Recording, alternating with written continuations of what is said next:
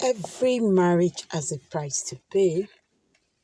Marriage is like a bank account. It is the money that you deposit that you withdraw.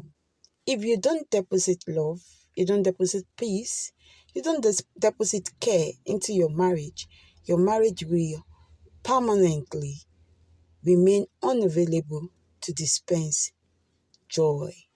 Hey there, how are you doing? If you are new to my channel, you're welcome. If you are a returning subscriber, I'm so glad to have you here. Please subscribe and press the notification button to know when we post a new video. To our returning subscribers, thanks for coming back. And please do well to share so that others can benefit. I'm sure you know I love you so much. So, I want to tell a story to illustrate that every marriage has a price to pay. And I will title the story as The Bride Price of Betrayal. So, in the golden court of Cush, King Adonijah sat on his throne, surrounded by the wealth of nations. His advisors bowed before him, but his mind was elsewhere.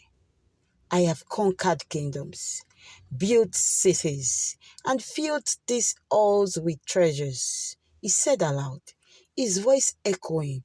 But what is a king without a queen?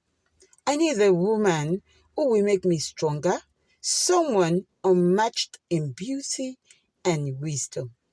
As if summoned by faith, a traveler entered the court. Your Majesty, he began, there is one woman, Zara, daughter of Chief Oba. Her beauty is whispered across lands, her mind sharper than a blade. The court buzzed with intrigue, but Adonijah's heart was set.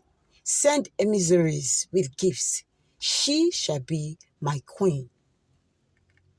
The emissaries arrived at Chief Oba's village with treasures that could ransom a kingdom.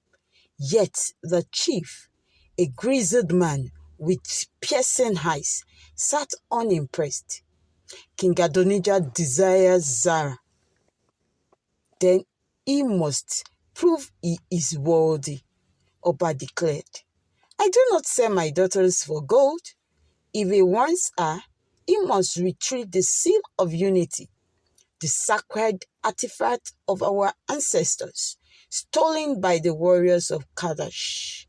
When the emissaries returned, Adonijah's advisors pleaded with him to reject the demand. It's too dangerous. The fortress of Kadesh is impenetrable. But Adonijah silenced them. What is a king if he cannot risk everything for love? The night of the raid was dark, the air thick with tension. Adonijah led his best warriors through the wilderness.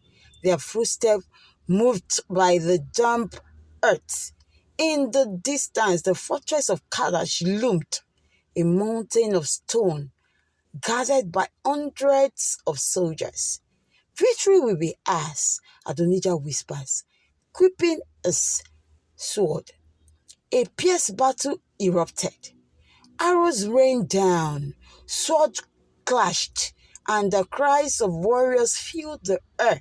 Adonijah fought like a lion, cutting through the enemies until he reached the chamber where the seal of unity lay.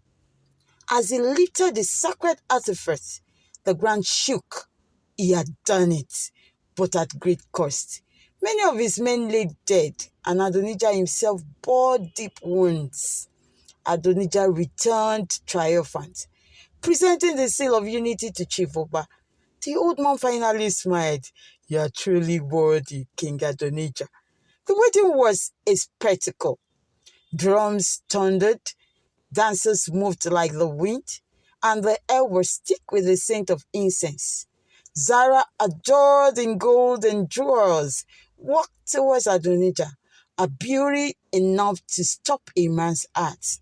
But as their eyes met, Adonijah noticed something, a flicker of hesitation, a shadow in her gaze. He dismissed it as nerves. After all, he had paid the ultimate price for her love. Months passed, and the palace, once filled with joy, grew cold. Sarah was distant, her laughter rare. Rumors began to spread like wildfire. Zara had left behind a lover in her village, a man she had been promised to before Adonijah claimed her. One night, unable to bear the whisper, Adonijah confronted her in the royal chambers. "Tell me the truth, Zara. Do you love me? Or is your heart with another?" Zara, draped in sleek, turned away. Her silence was louder than any confession. Adonijah's heart shattered. "I have risked my life, lost my mane, and paid the ultimate price for you, and yet I am not enough." Tears streamed down Zara's face, but she said nothing. Adonijah fell on his knees in the palace chapel. His cries echoes in the empty hall. "Why, O Most High, have you allowed this? I gave everything for her. Is this the price of love?" In the silence, a voice spoke to his heart. "Love is sacrifice, my son. You sought her beauty, but love is not won by appearances. Now you must choose. Will you honor your vows or let bitterness destroy you?" Adonijah rose with renewed purpose. He summoned Sarah. "You betrayed me," he began. His voice steady. "But I made a covenant with God and this kingdom. I will not abandon you, even if it cost me more than I have already given." Sarah fell on her knees, her tears sincere this time. "I was foolish," she whispered. "I clung to the past, but your grace humbles me. I will be the queen you deserve, my king." It was not an instant transformation, but over time, their marriage began to heal. Zara grew to love Adonijah deeply, and the scars of their betrayal became a testimony of forgiveness and redemption. The lesson from this story: years later, as Adonijah and Zara sat on the palace balcony, their children playing in the courtyard below, the king turned to his queen. "Do you see now, Zara? Love is not in the beauty of the face or the riches of the world. Love is in price you're willing to pay and the grace you're willing to give."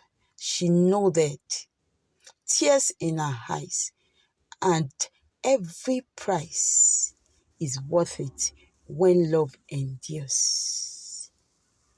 So, have you learned something from this story? Every marriage has a price to pay.